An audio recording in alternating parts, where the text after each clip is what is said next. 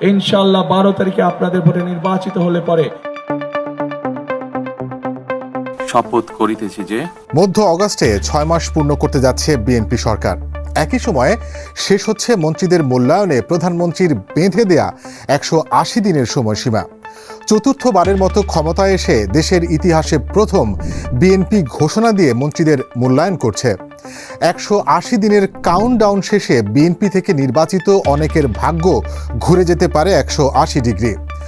মন্ত্রী প্রতিমন্ত্রীদের নির্বাচনী ইশতেহার বাস্তবায়নের গ্রাফ, প্রশাসনিক জটিলতা নিরসন, জনদুর্ভোগ কমানো, জনসম্পৃক্ততা, মাঠ প্রশাসনের উপর নিয়ন্ত্রণ, ব্যক্তি ইমেজ, দ্রুত সিদ্ধান্ত গ্রহণের সক্ষমতা এবং সংসদে সক্রিয় উপস্থিতির মতো বিষয়গুলো খতিয়ে দেখা হচ্ছে।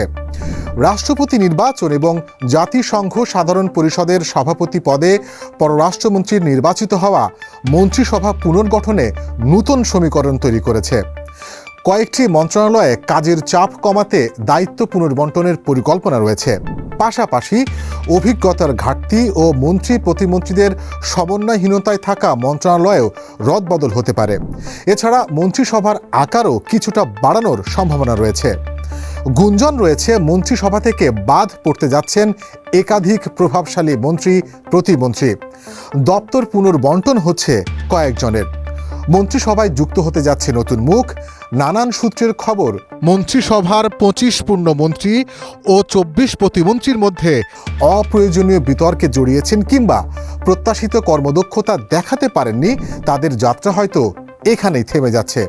তাদের পরিবর্তে মন্ত্রিসভায় টেকনোক্রেট সদস্য এবং উপদেষ্টা পদে দেখা যেতে পারে অভিজ্ঞ রাজনীতিবিদদের। সূত্রগুলো আরও বলছে, বিএনপির ত্যাগী পরিচ্ছন্ন ভাবমূর্তির অপেক্ষাকৃত তরুণ এমপিদের পাশাপাশি যুগপৎ আন্দোলনের শরিক দলগুলোর শীর্ষ নেতাদের ঠাঁই হতে পারে মন্ত্রিসভায়। বিএনপির স্থায়ী কমিটির সদস্য ডক্টর খন্দকার মোশাররফ হোসেন, গয়েশ্বরচন্দ্র রায়, ডক্টর আব্দুল মঈন খান এবং সেলিমা রহমানের মন্ত্রিসভায় অন্তর্ভুক্তির জোর গুঞ্জন রয়েছে।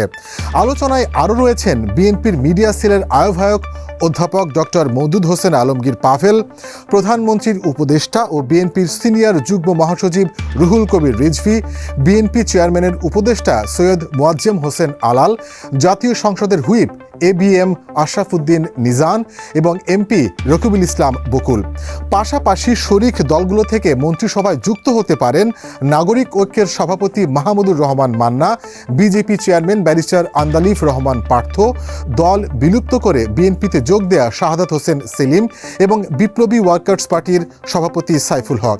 একটু পেছনে ফিরলে দেখা যায় 2024 সালে ছাত্র জনতার রক্তস্নাত গণঅভ্যুত্থানের মধ্যে দিয়ে দীর্ঘ 17 বছরের স্বৈরশাসনের অবসান হয়। অন্তর্বর্তী সরকারের অধীনে গণতান্ত্রিক পদ্ধতিতে নির্বাচিত হয়ে রাষ্ট্র চালনার ম্যান্ডেট পায় বিএনপি। সরকার গঠন করেই সবাইকে সঙ্গে নিয়ে গণমুখী নীতি বাস্তবায়নের বার্তা দিয়েছিলেন প্রধানমন্ত্রী। সেই বার্তা শুধু কথার কথা নয়, বাস্তবে সরকার প্রধান নিজেই কিছু যুগান্তকারী পরিবর্তন সামনে এনে নেতৃত্বে থেকে নজির সৃষ্টি করেছেন। বিশেষ করে প্রধানমন্ত্রীর সময়ানুবর্তিতা, রাষ্ট্রীয় আনুষ্ঠানিকতায় কৃচ্ছ সাধন এবং প্রোটোকল কাটছাঁট করে অনাড়ম্বর জীবনযাপন সর্বমহলে প্রশংসা পেয়েছে। অন্যদিকে স্বল্প সময়ে বিদ্যুৎ, জ্বালানি, আইন শৃঙ্খলা, কৃষি, শিক্ষার মতো কিছু গুরুত্বপূর্ণ খাত নিয়ে জনমনে চাপা অসন্তোষ দানা বেঁধেছে। দায়িত্বশীলদের নৈতিক স্থলনের প্রামাণ্য ভিডিও নিয়েও সরকার কিছুটা বিব্রত। মন্ত্রিসভার আসন্ন রদবদলে এইসব বিষয় আমলে নিয়ে কঠোর সিদ্ধান্ত জানিয়ে দেবেন প্রধানমন্ত্রী, এমনটাই মনে করছেন রাজনৈতিক বিশ্লেষকরা।